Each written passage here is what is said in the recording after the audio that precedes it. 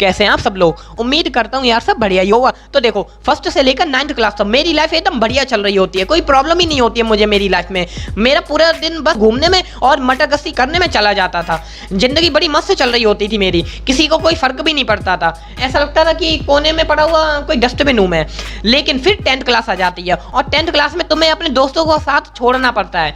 10th class से ही तुम पर पढ़ाई का बोझ आ जाता है, जिसके कारण तुम्हें अपनी हॉबीज, कलाकारी और संस्कृति को दफना कर पढ़ना पड़ता है। क्योंकि अगर तुम अपने मम्मी पापा को बोलते हो कि तुम्हें अपनी हॉबी में करियर बनाना है, तो तुम्हारे मम्मी पापा तुम्हारी बात समझ नहीं पाते और तुम्हारी बातों को हवा में उड़ा दिया जाता है। क्योंकि तुम्हारे मम्मी पापा को बस 2-3 करियर के बारे में ही पता होता है, और अगर तुम इनमें से कुछ भी नहीं कर रहे हो तो मतलब तुम अपनी लाइफ को झंड कर रहे हो। और देखो इसमें गलती तुम्हारे मम्मी पापा की बिल्कुल भी नहीं होती है, क्योंकि उनको पता ही नहीं होता है कि तुम बात क्या कर रहे हो।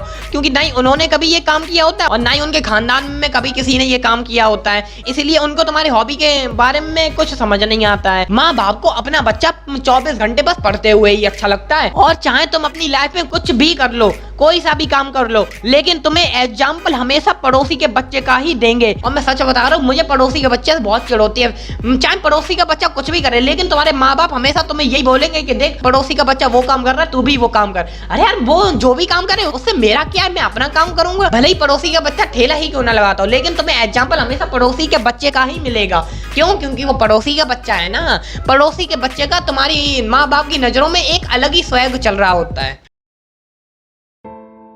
ओके तो इस वीडियो से मैं बिल्कुल भी ये नहीं कहना चाहता हूँ कि तुम जो भी कर रहे हो उसे छोड़कर अपने मन का करने लग जाओ। अगर तुम किसी काम में अच्छे हो या फिर किसी हॉबी में अच्छे हो तो उसे छोड़ो मत यार, क्या पता फ्यूचर में वही तुम्हारा करियर बन जाए। और मुझे पता है मम्मी पापा को समझाना इम्पॉसिबल है, बट लेकिन कोशिश करो उनको समझाने की। आज या कल में वो मान ही जाएंगे, क्योंकि तुम्हारे माँ बाप से ज्यादा तुम्हें इस दुनिया में और कोई प्यार नहीं कर सकता है। और अगर तुमको ये वीडियो पसंद आई हो तो प्लीज लाइक करो यार, और अगर थोड़ी सी भी रिलेटेबल लगी हो तो अपने दोस्तों को भी शेयर करो और चैनल को भी सब्सक्राइब कर दो यार।